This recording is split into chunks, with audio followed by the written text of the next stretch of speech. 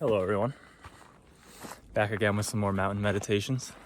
I think I'm going to start doing this when I go hiking alone, because the more and more I post videos on this channel, the more and more I realize it's really just for me to get my thoughts out. And I think there's something very profound about thinking outside of your head, whether that be in discourse or with a journal. And the more and more I post these videos, I think the more and more I find out about myself. And it pushes me sometimes too to not just accept something, to actually inquire into it and actually dig deep. I don't know if other people do this, but I feel like a lot of times in my mind, I won't really, it's like I have more than one conscience thinking, and one of them will be thinking something, and then the one behind that, or another one, will also be thinking, and then they can work together, and I can just come to conclusions without even really thinking about it, if that makes any sense. But I think in doing that, you lose a lot of questioning. And when you do that, it's never really deep thought. Or when I do that, it's more of a dogmatic thing, more of a truth that I've already accepted. So making these videos has helped me a lot. Just work through things. And unfortunately, there's not a lot of people I feel like I can talk to about these type of things. I don't think a lot of people really care, at least in my close circle. Don't care, don't understand. I feel like a lot of people are invested in trivial matters nowadays, and that's something that's not trivial. But yeah, there's only, I could count on one hand the people that I could talk to and have really deep, beneficial conversations, I believe. So doing stuff like this helps me talk with myself, which I enjoy. Philosophers say that how you judge if you're becoming better at philosophy is if you're becoming a better friend to yourself. And if you're spending a lot of time alone, and you're struggling, that's not good. You should be able to spend time alone. You should be a good friend to yourself. And you should be able to conversate with yourself for hours, whether that be inside your head, outside your head, or, on a journal.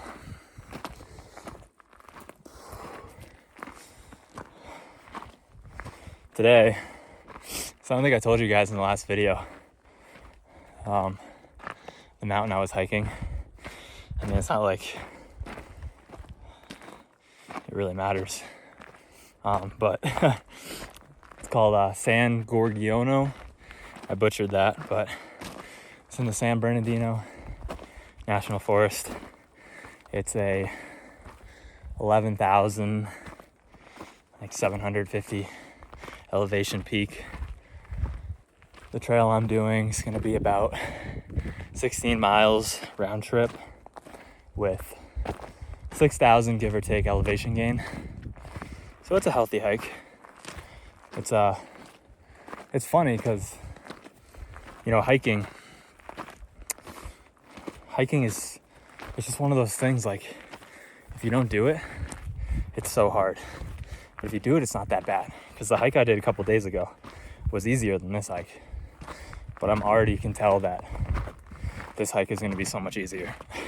I'm already over halfway, and I mean, now I'm breathing kind of heavy because I'm trying to talk. while doing this at like 10,000 elevation. But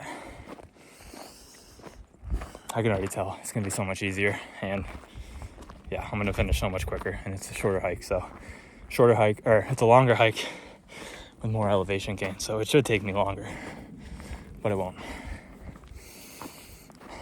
But today I've been asking myself,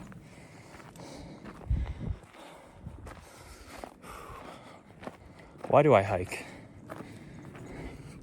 I like to ask why a lot. I think as growing up,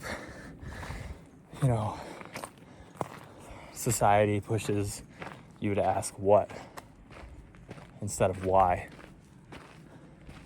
And the why is so much more important than the what.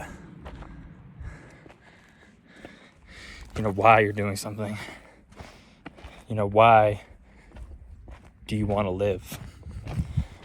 Not, what do you want to do when you grow up? But why do you want to do it? And you can form, I think, if we ask this question to the youth, I think you could form such a stronger mindset in youths growing up trying to figure out what they want to do. Because they might not be able to tell you what they want to do. And, the why is often even harder, but they might have a insight into why they want to live. They want to live to be free. They want to live to have fun. Why do they want to work? Because they want to love what they do.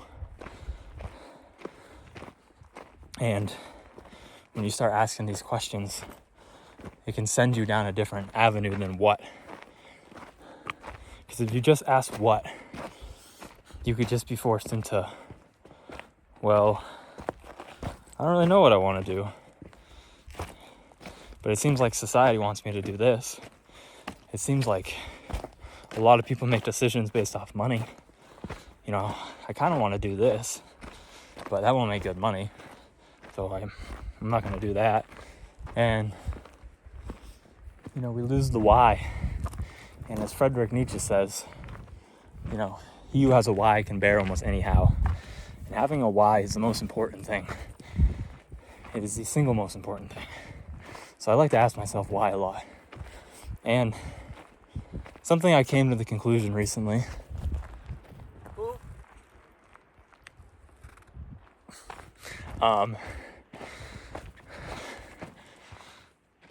I asked why a lot, and I never had any answers. Like, it was rare.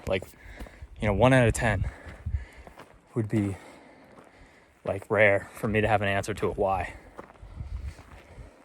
So there came a time where I just stopped asking why, and I was like, well, I never have an answer, so who cares? But you should ask whys without having answers, because sometimes you can ask the same why. Because I've asked why do I hike a lot, and a lot of times I don't have an answer, or before I didn't have an answer, and I still don't completely know why, but now I think I have some reasons why. But if I stopped asking why, I never would have got down to it. But I continued to hammer home the point. It's just asking questions is enough. You don't need the answers. The answers will come in time. But if you don't ask the questions, then your subconscious can't work on the answers.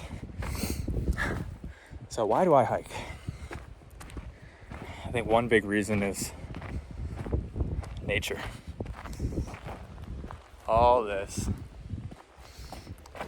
I never feel so close to God, to divineness, than when I'm in nature. And I don't know why that is. But, here in the water, hearing the birds, not hearing any humans, just being embedded in nature and the ecosystem, I feel so close to God, or just so close to something divine. It's so hard to put into words. It's like the same feeling I get looking at a sunset. It's so hard for me to describe why I love sunsets, or why I love sunrises, or why I love looking at the night sky, or, you know, weird cloud formations. But there's just something so divine about it. It's so amazing.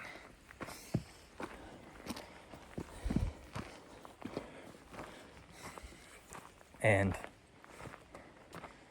I don't know if I'll ever come to the bottom of it. Like I said, I'm going to continue to ask the question why, but why nature feels so divine to me, that's a whole nother concept that I have no idea, but I just love it. I love it so much. And I really first started hiking. It was actually the same mountain I did in the last video, a little over 2 years ago. And the first time I did it, I fell in love with hiking. You know, I fell in love with, you know, summiting tall peaks, being embedded in nature. And I felt like I was pretty good at it. Elevation doesn't really bother me that much, so my stamina's always been pretty good too for the type of shape I've been in. So I just loved it. And it just feels so divine. It's so hard to put into words. I feel so close to God out here. Another reason why I hike. Time slows down out here.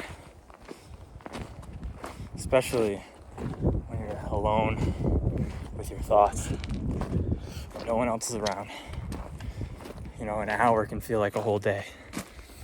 And in a world and in a life that moves by so fast and has such a speedy pace, it's so nice to just slow down. And it's so nice to just think and not rush. You know, that's one thing I really like about hiking, and why I try to always give myself enough time to do a trail where I don't have to worry about it getting dark. Because I mean, I've hiked in the dark, and I will hike in the dark. But when I'm hiking alone in a mountain lion country, I'd rather not hike in the dark. So I try to get down before the dark. So it's nice to give yourself time to not have to rush. You know, take snack breaks, take water breaks. I love enjoying the summit for like an hour, even more if time permits.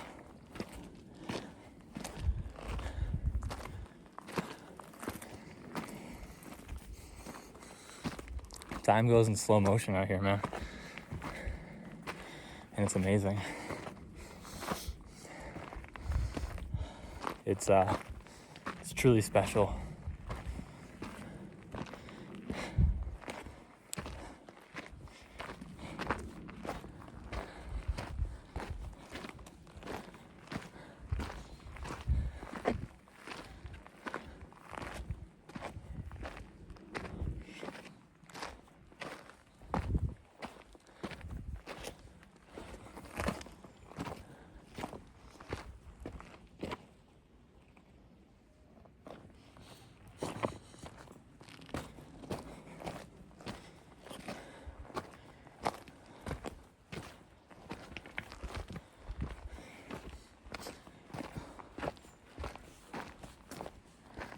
How's it going? Good.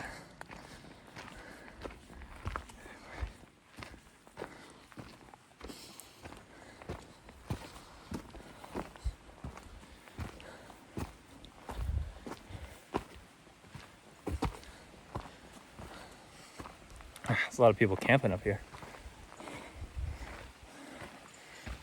I really enjoy the quiet out here, so if I'm around people, I don't really want to talk too much,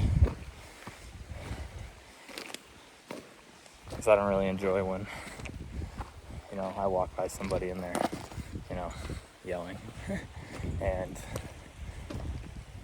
playing music and, you know, corrupting nature. Not to say that I don't sometimes listen to an audiobook out here. I actually just started doing that. Before I felt like it was like a sin. Like, to even like have all trails on my phone felt like a sin. And to look at my phone felt like, taking pictures. There's sometimes where I would never take a picture. So I didn't want to corrupt nature. But now I realize, sometimes, like my last hike, on the way down, I listened to an audiobook, and it's called The Road to Character, if anyone cares. Andrew Huberman and Peter Attia, I think it was Peter Attia recommended it. So I don't really listen to audiobooks either. That's the first audiobook I've ever listened to. I was kind of against audiobooks because I think you get so much more information reading it, writing in the margins, highlighting. That's how I personally like to read. But if you're driving or you're going for long walks, I think audiobooks are good, because on that hike I listened to it for about 2 hours and I was really focused. And usually when I watch videos, sometimes I've noticed my focus going away. But I think while walking, you can kind of focus on the video or the body, the audiobook, what they're saying, and not get distracted by so many society things that you could when being, say, at your place, trying to listen to an audiobook, with all the temptations of food and other stuff.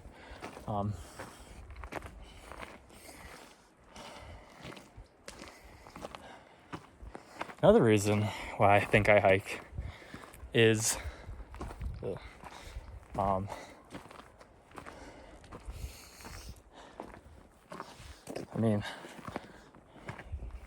the physical challenge. I enjoy pushing myself, and I enjoy physical activity. At my age right now, I don't love the idea of, getting good at golf or, becoming Master Prestige in the new Call of Duty. I wasted enough of my youth doing stuff like that. I don't want to waste any more. And I know my body's not going to be able to do this stuff forever. Like, I work out 6 days a week typically, and can still come on a hike on the 7th day. When I hike, I guess I won't. I'll only work out 5 days, because Saturday I would hit legs, and then Sunday I would hike. And I used to hit legs and then hike mountains. I don't recommend. It's a little extra of a challenge. So I'm kind of out of that phase now. And I noticed I wasn't giving my body enough time to recover, so I was kind of just destroying my muscles by doing that. So now I kind of if I'm going to hike, I'll only hit legs one day in the middle of the week, not the day before the hike. But yeah, the physical challenge is amazing. To push yourself to do hard things. I talked about in the other video, treat the body rigorously so the mind will not disobey. Somebody's coming, so I'm gonna give him peace and quiet. Let you guys ponder on what I've been saying.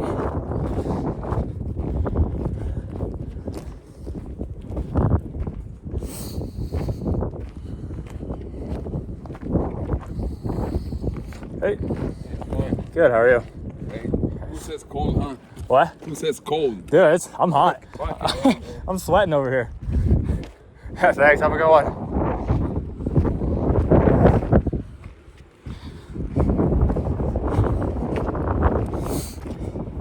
That guy's, I was talking about it being cold. Currently in a cutoff, in shorts, 10,000 feet in the air. It's like 40 degrees. Yeah, I'm from Maine. I'm built for it. I got a hoodie in the bag too, but it's like, I always start the hike out with a hoodie because, I like to be prepared. I haven't been prepared before on a peak, and it wasn't fun. It's like I get hot so fast, and then like even now, like I mean, it's just a good temperature, you know. Like I'm not sweating. I mean, I told that guy I was sweating, but that was just banner.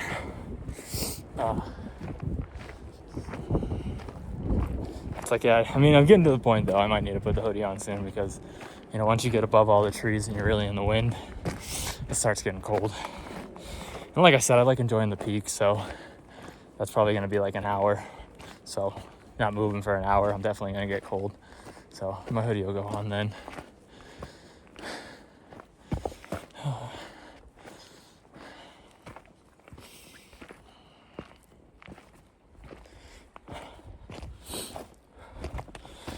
Yeah, just, you know, pushing the body's limits in youth and also building the mind, I think, is very beneficial. And another reason too is the reward. Like, you know, yeah, I could go run around a city or go run on a treadmill, you know, or go walk 16 miles, you know, 6,000 feet elevation gain. But I didn't get the views. I didn't get the time alone in nature. That's really what it's about, man. So yeah, the views is another thing, but that just kind of ties back into nature and how divine it is.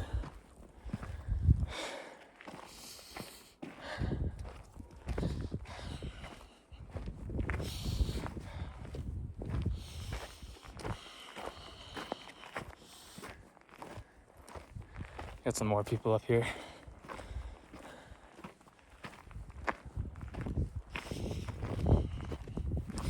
I'm liking these longer videos also.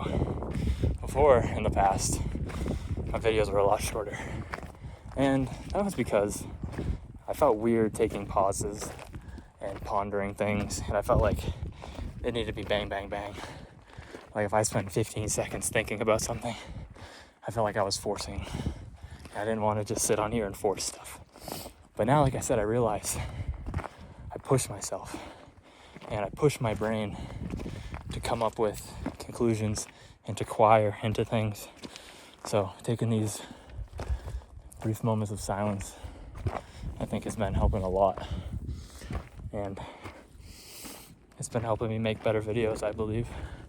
I enjoy them more, and I think I get more out of them. So, I mean, I hope you guys get more out of them too. And not to be rude, but I really do these for myself. So, if you guys, I hope you get something out of it, and I hope we have similar issues. And I hope you like them, but I'm not going to change anything for anybody. You know, I've been reading Nietzsche, watching a lot of videos about Nietzsche, and being your true authentic self is so necessary.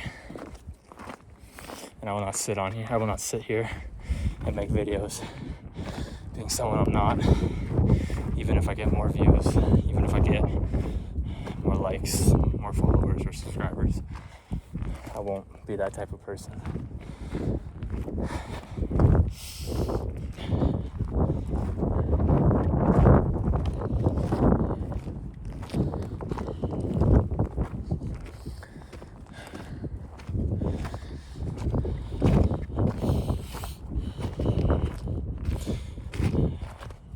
A Nietzsche quote I've been pondering on this hike too has been, what does your conscience say you should do? You should become who you are. And I think so often we don't listen to our conscience. We don't listen to what it tells us we should do. It tells us who we should become. Even though I think that's as close to the divine voice that we have. And imagine if you stopped fighting life and you start flowing with it and flowing with what your conscience tells you to do. And you came to realize that it was leading you to your ideal life, leading you to your purpose. feel lost and you have a job you don't like and you don't know what to do, what's the point in not risking it and listening to your conscience? You know, Nietzsche would also say that it's better to fail going for your dreams than to succeed going for mediocrity. You know, to get to the moon, you gotta aim for the stars.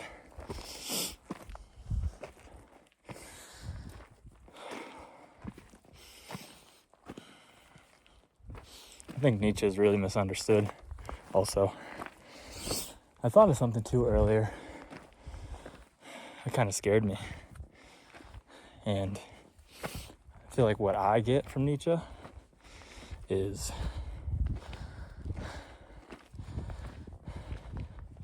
a person telling you to be your true authentic self. And somehow nihilism was born from that. And that's kind of scary.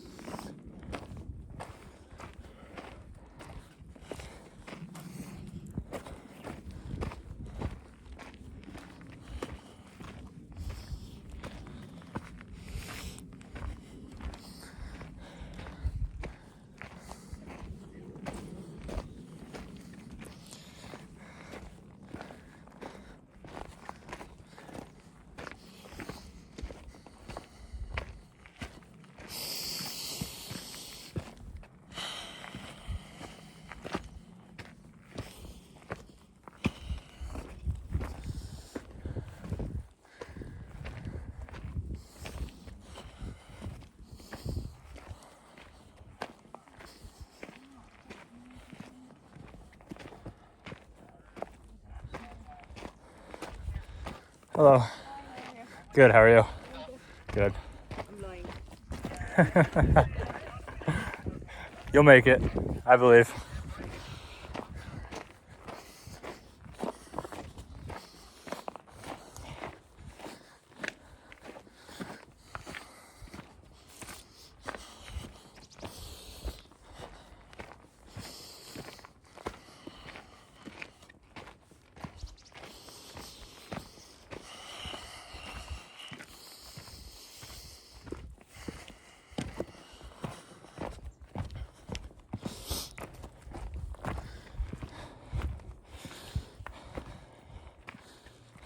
But yeah, like I was saying, if nihilism was somehow born by a man telling you to be your true authentic self, that doesn't look good upon the human race. And I don't know if that's exactly why.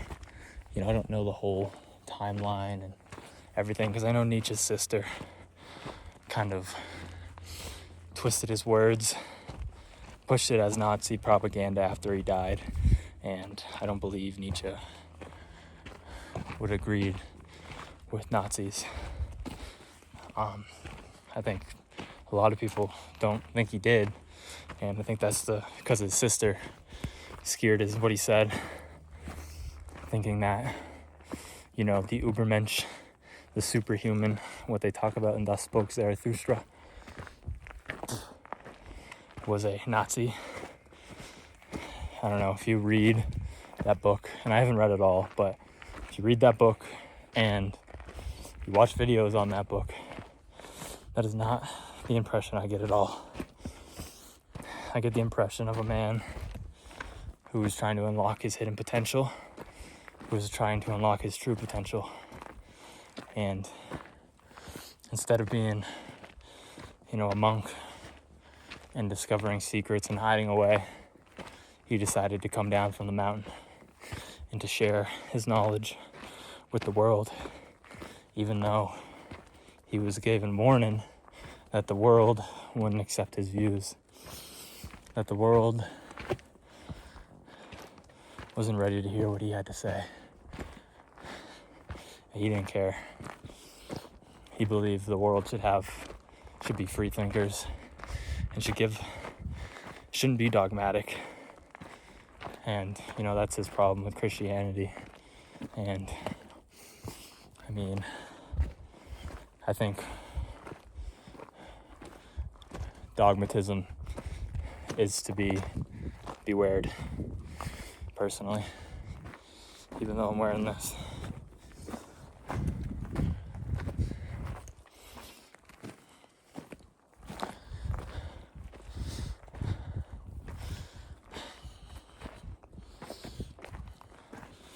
Nietzsche, there's a part in Thus Spoke Zarathustra where Zarathustra tells his followers to leave him, to forsake him, to look down upon him. And I watched a video on what this meant, and I agree with the video. And the video essentially said that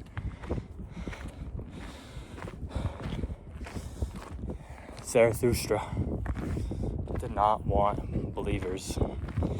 He didn't want people to turn into, dogmatic believers in what he was saying. He wanted people to inquire into what he was saying and question what he was saying. And if they somehow came to the same conclusion, then amazing. But if they didn't, then that's okay. He didn't want more dogmatism. He didn't want believers. He wanted free thinkers. And I don't think there's anything wrong with that. Imagine if since the beginning of time there was no free thinkers. Do you think we'd have people like Albert Einstein, like the Wright brothers? Not subconsciously, I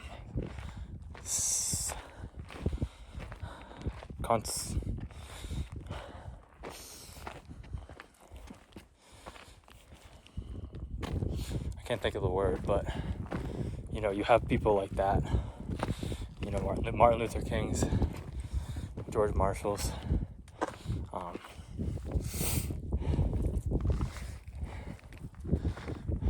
Marcus Aurelius's, Epictetus's, Leonidas, free thinkers, courageous, fearless leaders. And it's like the yin and yang, you're going to have those. That means you're also going to have, Hitlers. And you're also going to have Kill the Hunts. And you're also going to have Mao's. I think that was the Chinese communist leader. You're also going to have Stalin's.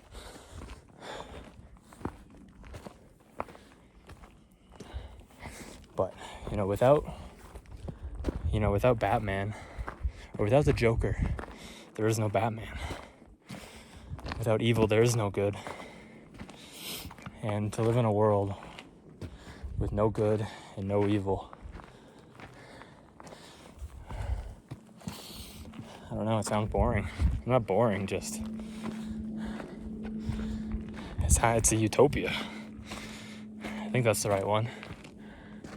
There's a bunch of utopias. I think it'd be a utopia, though.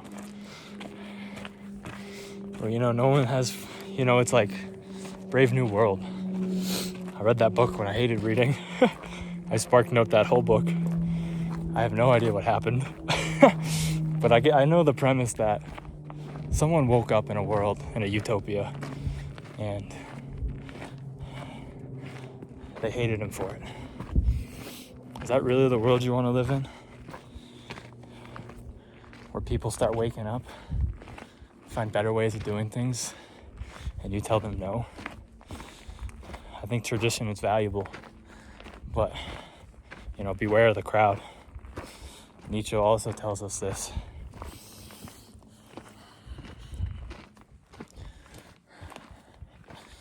I don't know why Nietzsche gets such a bad rap. I think it's just because he said God is dead. But I don't know. I guess saying God is dead in 1880 didn't go along good with the world. But you know, nowadays people like Sam Harris are so famous and so popular for those views.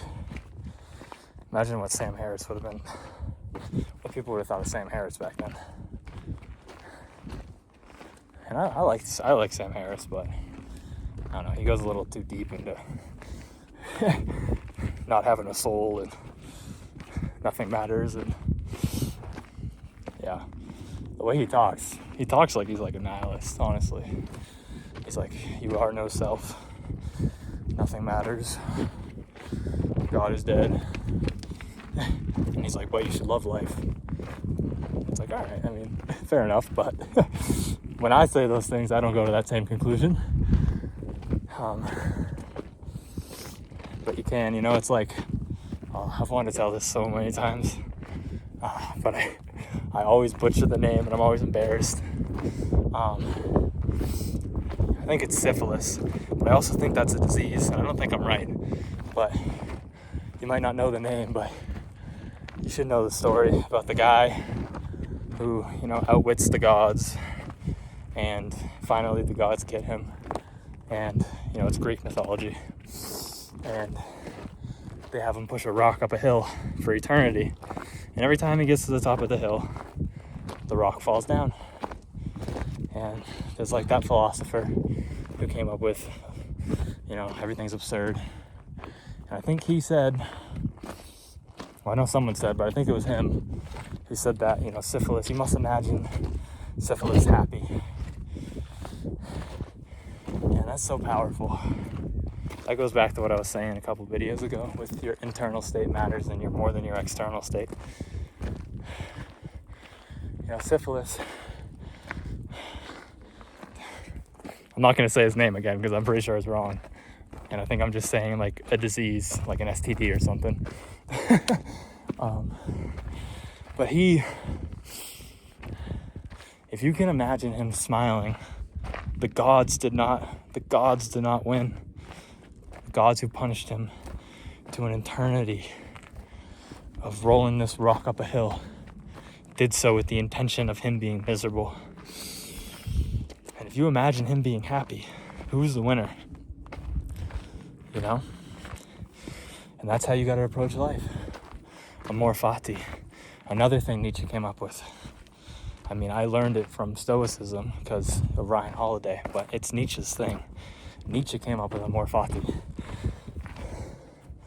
How could a nihilist tell you to have a love for your fate? To love everything that happens to you.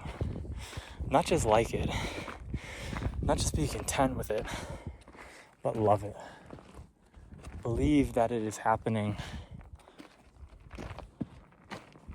for a reason, and that reason is for the best.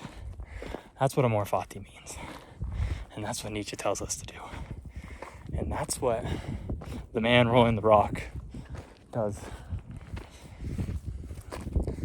He imagines everything happens for a reason, and that reason is for the best, and he smiles through hardship. He smiles the whole time, even though he knows he's gonna have to do it again and again and again and again.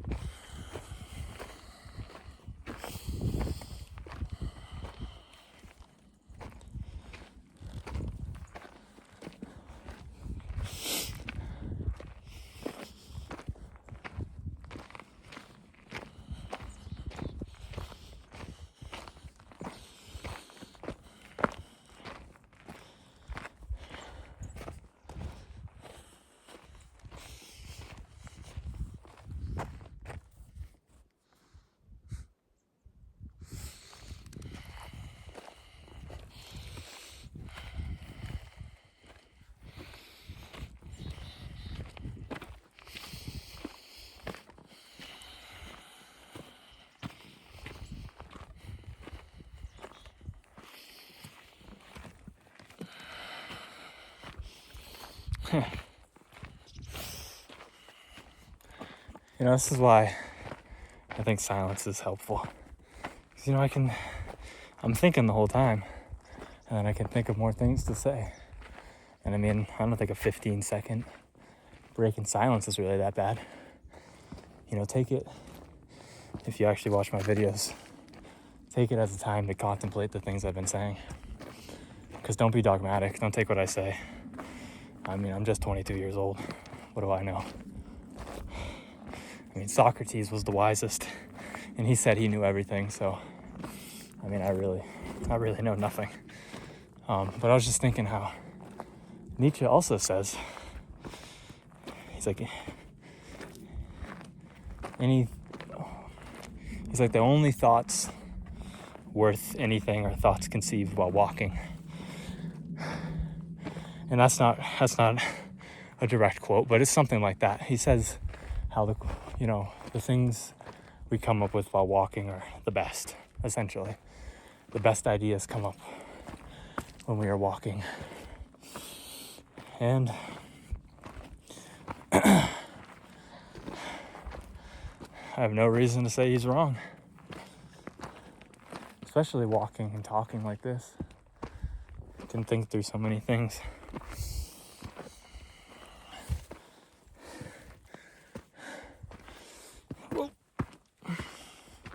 Hopefully I'm on trail. I should be on trail. I'm on a trail. I'm on a trail that's going up, so you know, I'm going to some summit. Should be the right one.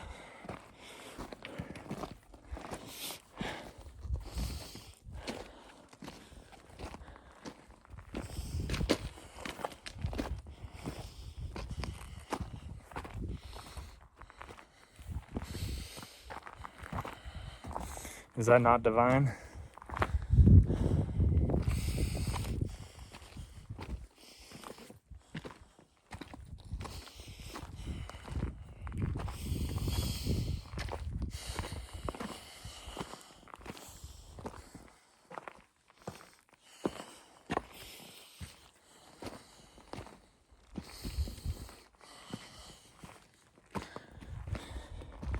You know, I've done a little hiking in the White Mountains, and hiking in California is so much better. It's just a quick little tangent, but you know, it's so easy. Like 5,000, 6,000 feet of elevation gain in the White Mountains is literally a Stairmaster. In California, it's like a steep, gradual incline for like 8 miles. You don't even feel like you've gone up that high. And before you know it, you're 11,000 feet in the air. And then in New England, in the White Mountains, you know, you go up 4,000 feet and you think you're on top of Everest.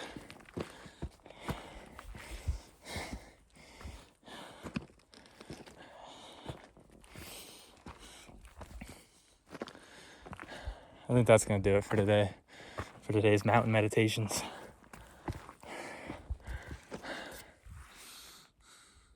Peace.